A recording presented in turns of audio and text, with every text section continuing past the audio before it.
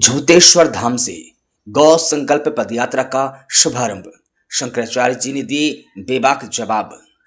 नरसिंहपुर जिले के पावन झूतेश्वर श्री धाम से 33 दिवसीय गौ संकल्प पदयात्रा का विधिवत शुभारंभ हुआ। यह यात्रा 850 किलोमीटर की दूरी तय कर प्रधानमंत्री आवास नई दिल्ली में समाप्त होगी। शुभारंभ के अवसर पर ज्योतिष पीठाधीश्वर पूजनीय शंकराचार्य अभिमुक्तेश्वरानंद सरस्वती जी महाराज का आगमन विशेष आकर्षण का केंद्र रहा। कार्यक्रम में सनातन संस्कृति की रक्षा, गौमाता के संरक्षण और युवाओं की धार्मिक जागरूकता जैसे गंभीर विषयों पर विचार विमर्श किया गया। इस दौरान हमारे विशेष संवाददाता सत्यवन गोस्वामी ने शंकराचार्य जी से विशेष संवाद किया, जिसमें उन्होंने मौजूदा सामाजिक, धार्मिक और राजनीतिक परिस्थितियों पर खुलकर अपने विचार व्यक्त किए।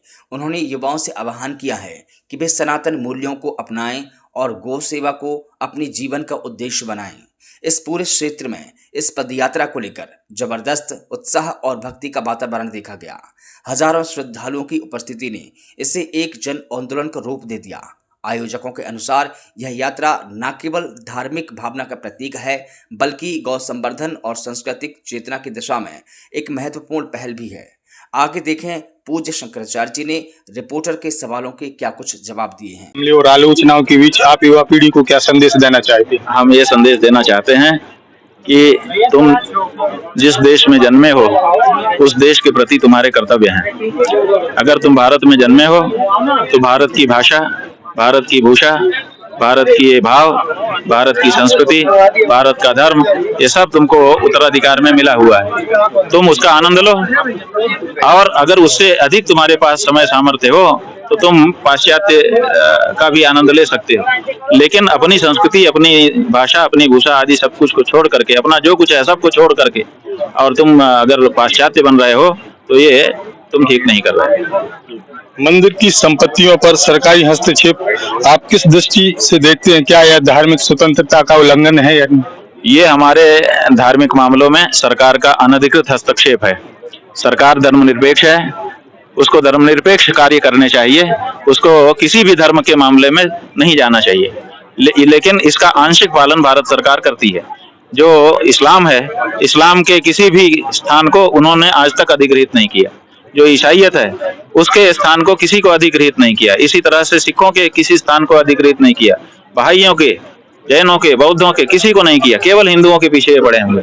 तो ये हम मानते हैं कि हम हिंदुओं को ये अनधिकृत रूप से सता रहे हैं सरकार के लोग, जो कि असंवैधानिक भी है, अधार्मिक भी है, अनैतिक भी है, अस्वीकार्य है। आज के समय में धर्म और राजनीति का संबंध काफी गहराता जा रहा है। क्या आपको लगता है कि साधु संतों को चुनावी राजनीति से दूर बनाकर रखना चाहिए?